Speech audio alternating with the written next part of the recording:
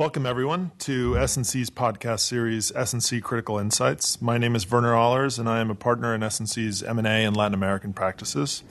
With me today is Sergio Galvis, the head of S&C's Latin America practice and a member of its management committee. As some of our listeners may know, we recently co-edited, together with our partner Bob Jeffra, a guide to corporate crisis management for companies operating in Latin America, which was published by Latin Lawyer. Sergio and I also contributed a chapter focused on shareholder activism, and we're going to speak about some of those themes today. That's right, Werner. We chose to write a chapter on shareholder activism because of its increasing relevance to corporates and investors in Latin America. The most sophisticated management teams and boards in the region no longer see this as a distant threat. In countries throughout the region, more and more, it is becoming imperative for boards to develop plans to be better prepared for it when they have to confront it. In this podcast, we will explore some of these themes further to help corporate decision makers in Latin America understand better how activism is likely to continue becoming increasingly relevant in the region and how boards who are looking to prepare for potential campaigns can apply lessons learned from the U.S. and other jurisdictions. Sergio, what would you say are some of the key elements of activism in the U.S. and elsewhere that boards in Latin America have to be aware of today? First, shareholder activism has become a day-to-day topic that companies worldwide are facing more and more frequently. Second, in the U.S. in particular, there has been a fundamental shift in shareholder sentiment towards activists who are no longer viewed solely as corporate raiders or short-term traders, but broadly as legitimate investors who can bring about positive change for shareholders generally. A third point to note is that while activism has become a constant in the U.S., and the number of campaigns has more or less stabilized in the last 3 years, it is still something that we see growing internationally. In 2019, approximately 40% of the campaigns involved companies outside of the United States, and the number of activist campaigns in Europe alone almost doubled in the 5 years leading up to 2019. The number of companies that grappled with activist investors reached record highs in Australia, Canada, Japan, the United Kingdom, just to name a few countries. That definitely highlights how activism is expanding internationally. Another point I think that's important for boards in Latin America to keep in mind is that while some campaigns focus on challenging corporate governance practices or corporate social responsibility policies, others seek to reform companies' balance sheets or implement operational improvements. Complementing these more long-term objectives are also campaigns that focus on M&A opportunities, either trying to act as a catalyst for deals, typically mergers or divestitures, or posing opposition to deals or pushing to improve for better terms. Boards need to understand and be on the lookout for activist threats focusing on all these objectives. That's right. And I would note that campaigns focused on M&A transactions have been particularly prominent lately and could provide a view into what's to come in Latin America. In the first half of last year, for example, almost half of all the activist campaigns were M&A related, with those campaigns evenly split in number among those seeking to spur consolidation, force divestitures, or interfere, stop, an announced deal. Campaigns focused on corporate governance objectives have also been influential in changing the landscape in the United States. These campaigns can focus on a number of issues, including director independence, the separation of the CEO and the chairman, smaller boards, more frequent board meetings, achieving higher qualifications, or diversity among directors. And because these issues are typically reflective of concerns of institutional investors with significant stakes in the targets, they are often successful in effecting some sort of change. Activism has so far been somewhat slow to take off in the region. What are the characteristics that you think may make the region less attractive or fruitful for activists? It has been slow. There are a variety of factors that explain that. One key difference in Latin America is that many companies are controlled by shareholder blocks centered around families or industrial groups of closely allied investors. The shareholders of Latin American companies generally tend to exercise more direct control over board decisions. A second key difference, which is really a development in Latin America in the last 20 years, is the overweighing of the participation in the market by the domestic pension funds. And we'll get into this topic a little bit more later. Right. And another difference is that Latin American securities markets tend to operate with less liquidity. Yeah, and as a consequence, the risk for an activist to have a campaign that goes nowhere is greater to the extent that the exit strategies are more limited. That's right. I think the overarching point here is that Latin America is really, everyone recognizes, a complex patchwork of markets of different sizes and laws that require the potential activists to develop specific knowledge and strategies that are appropriate to the particular market. Mexico is very different from Colombia, which is different from Argentina, and so on.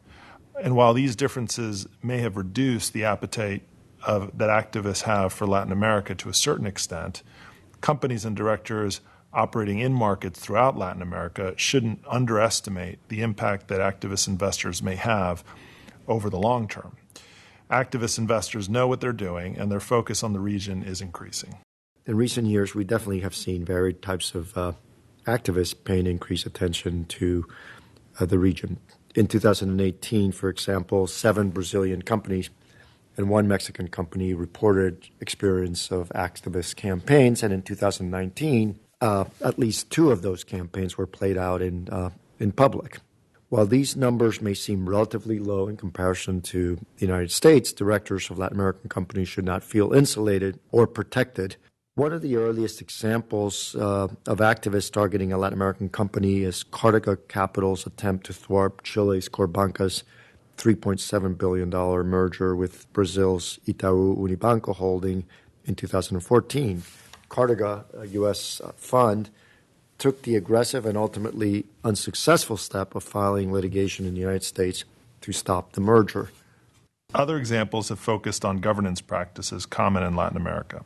While the activists in these campaigns were not able to entirely achieve their goals, at least one more recent activist campaign in Latin America has had more success by taking direct aim at management.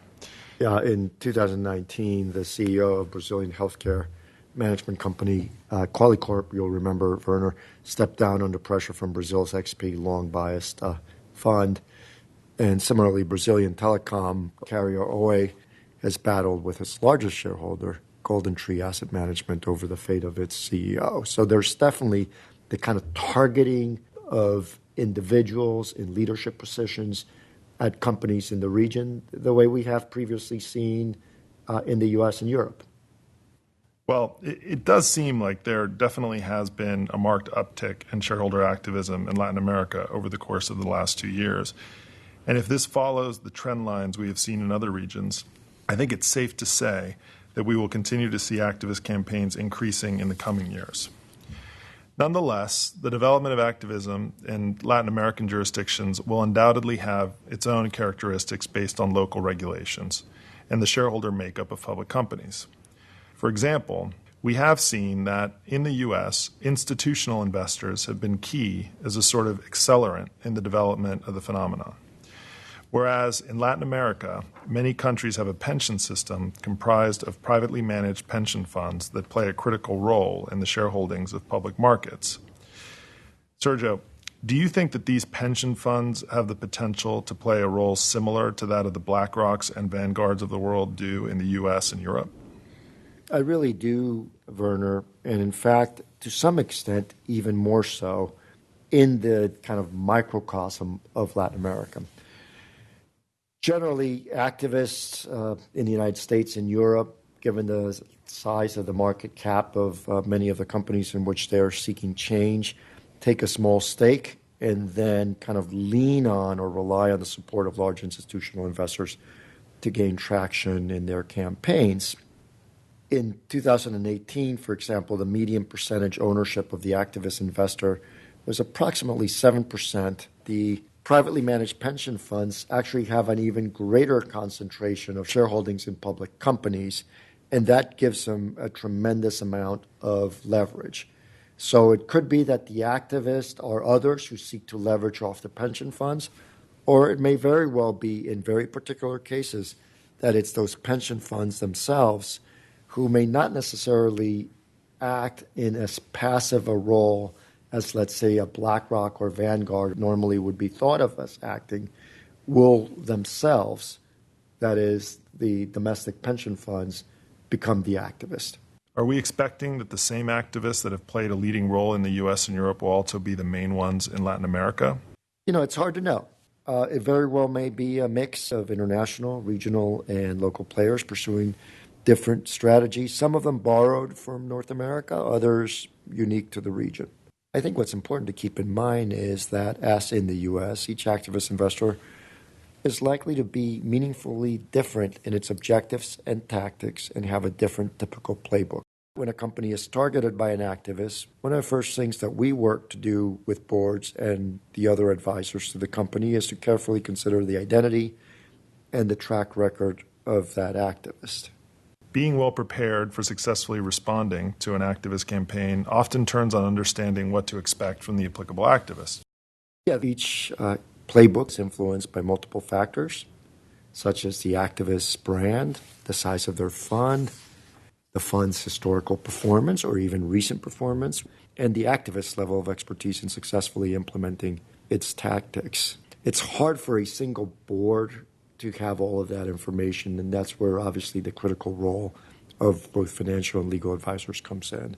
No two activists are the same, and companies therefore must analyze, with the support of their advisors, the performance tactics of the activists, the particular situation of that company, and how those tactics marry up to that situation of the company, and make a realistic assessment of both the likelihood of success by the activist and the optimal successful response to the campaign by the company and its board.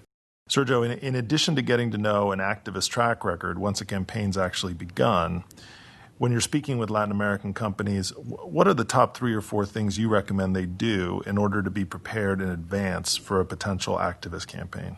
Before going into the details of the specific recommendations, I'd like to highlight that companies in the region and their boards of directors should reevaluate a phenomena that is developing side by side with the activist phenomena, and that is that more and more boards of directors, controlling shareholder groups, are reevaluating their historic shareholder relations models, as well as traditional approaches to responding to shareholder initiatives. What I mean by this is that many companies in the region have implemented very constructive, productive, proactive strategies for the board, for the controlling shareholders to engage more broadly with shareholders, especially institutional shareholders, as well as to communicate more transparently and fully in both their regulatory filings and just generally in communications with shareholders, setting a stage for more effective communication, for better give and take among the controlling group or the board and its shareholder base. This creates the foundation on which a company in a particular activist campaign can build an effective response.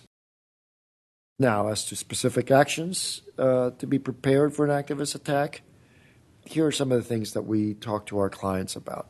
First, to assemble an educated team. A well-prepared company will assemble a core response team, including internal personnel, external advisors who can address legal, financial, and public relations issues. It's also essential to prepare the board by having management and advisors regularly update directors on possible activist lines of attacks and the company's anticipated responses.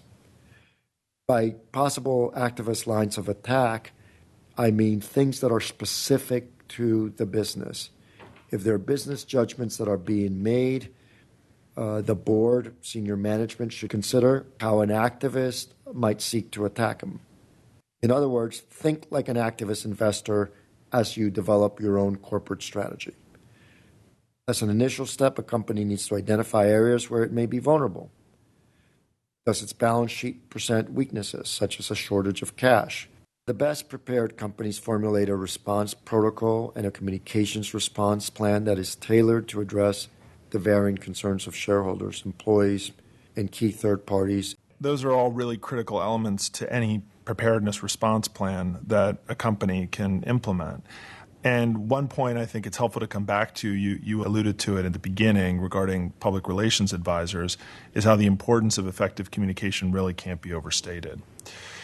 Our litigation partner and co-editor of the Crisis Management Guide, Bob Giffra, together with Paul Holmes of global communications firm Finsbury, have a podcast on S&C Critical Insights as well, focusing on how close collaboration between legal and communications advisors can help management and boards effectively navigate and mitigate the effects of various corporate crises, including those that may be brought on by activist campaigns.